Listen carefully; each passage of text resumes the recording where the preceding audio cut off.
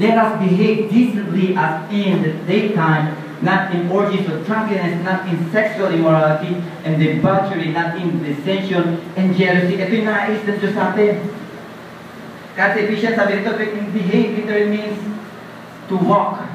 To walk na lumakad tayo na may kabanalan sa Diyos.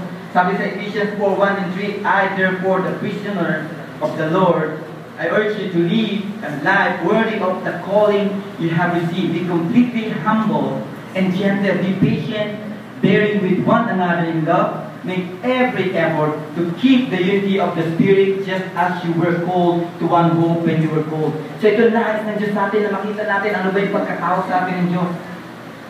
Pero sabi ko nga po dito, welcome po sa atin. Kahit anuman ang kakaaluhan mo, kahit anuman kalagayan mo, anuman ang nakaraan mo, anuman ang mga kasalanan mo, kaya naman patawarin ng Diyos yun eh. Kahit ilang beses ka pa bumagsak, ilang beses ka pa nagkamali, kaya kayo bangon ng Diyos at dalhin ka sa tamang direksyon. Ganun kabuti ng Diyos. Ganun tumatanggap ang Diyos. Walang problema sa Diyos yun. Pero kung gusto niyo talaga, kung dumaloy ang tunay na pagpapala, kung gusto niyo talaga dumaloy talaga yung tunay na presensya ng Diyos, umayos ka. Umayos ka.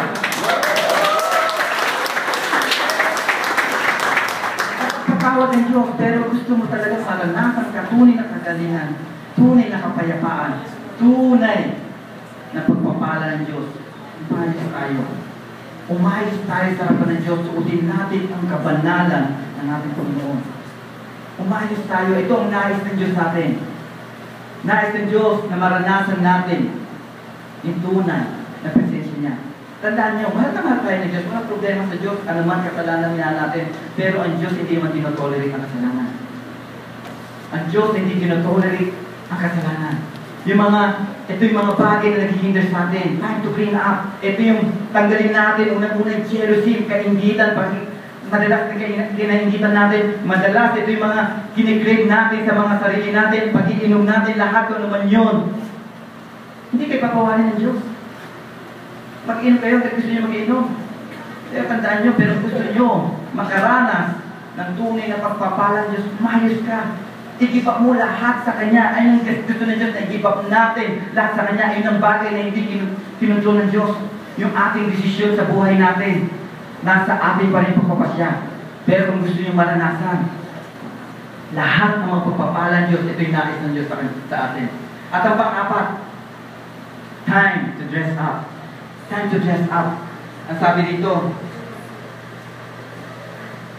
rather clothe yourself with the Lord Jesus Christ and do not think about not to gratify the desire of the sinful nature. Ito ang nais ng Diyos sa atin. Magbihis tayo ng kabanalan ng ating Panginoon. Nakakatuwa. Nung high school ako, 2 piraso lang yung damit ko. And yet, hindi ako nag-complain. Kadalasan sa palitan yung uniform ko, sinasampay ko pa sa likod ng refrigerator para matuyo. Natutunan ko rin sa classmate ko. Sinasampay ko pa sa likod ng refrigerator para matuyo. Pero ngayon, pagtatanungin niya ako, ano gusto mo sa wala akong masuot? Pero yung hangiran namin, puno-puno ng damit, pero wala akong masuot. Hindi maisip ko na susutin mo sa dami ng damit mo. Mas mabuti pa nga, kukunti ng damit mo, wala kang choice. Pero sa dami mong damit, wala akong masuot.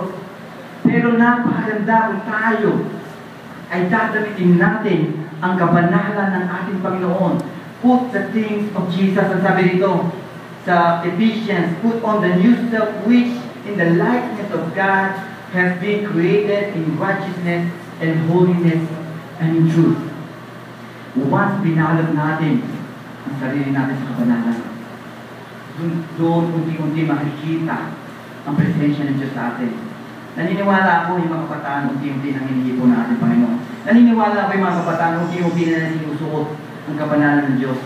Pero nakita ba nilang pinilit natin sila? Sinabi ba natin masama ka, hindi ka nabibagi rito, masama ka, doon ka pupunta, doon ka nabibilong. Pero ang Diyos, ang laki ng kahabalan sa bawat sa atin. Ano man ang pinagdaanan nyo, ano man ang nakaraan nyo, ano man ang pagkukulang nyo sa Diyos, tandaan nyo, hindi po ang Diyos ang lumayo sa atin. Tayo po. Ang Diyos patuloy na inaabot yung kamay niya sa atin para tayo balik sa Kanyang presensya at yakapin muli tayo. Di ba napakasarap? Napakasarap sa presensya ng Panginoon. Napakasarap na yakapin tayo muli ng Panginoon. Napakasarap na muli bumalik tayo Minsan tayo na malayo na sa magulang sa tutulan, aminin ko. Miss na miss ko yung magulang ko. Dahil napakalayo nila, takot kung bago mag-isa. Pero how much more din naman yung magulang ko sa akin. Ganon din tayo sa Ama natin na nasa langit. Na minsan tumalikod tayo sa Kanya. Patuloy siyang nananalangin, abutin tayo, patuloy siyang bumabagsak ang luha dahil sa sobrang pagmamahal natin, and yet tayo matagal nang natulog sa kasalanan.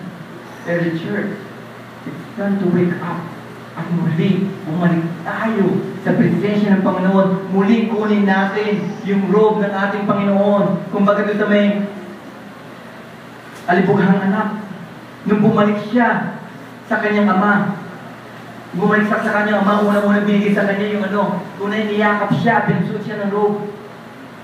Bakit siya niyakap bakit tumakbo yung ama ng alibughang anak? Tumakbo yung ama para salubungin yung anak at yakapin siya. Nung pala, pag yung mga isang anak ay suwail at bumalik, umuwi sa kanya, una pala ginagawa, binabato pala ito. Kaya pala yung pagyakap ng ama sa anak na ito, ito pala yung ilustrasyon na talagang gusto na siya mismo unang sasalo ng mga patunay, pagmamahal niya, gano'n na lang. Gano'n ang pagmamahal sa atin ng ating Panginoon. And yet, napakatagal nating natulog.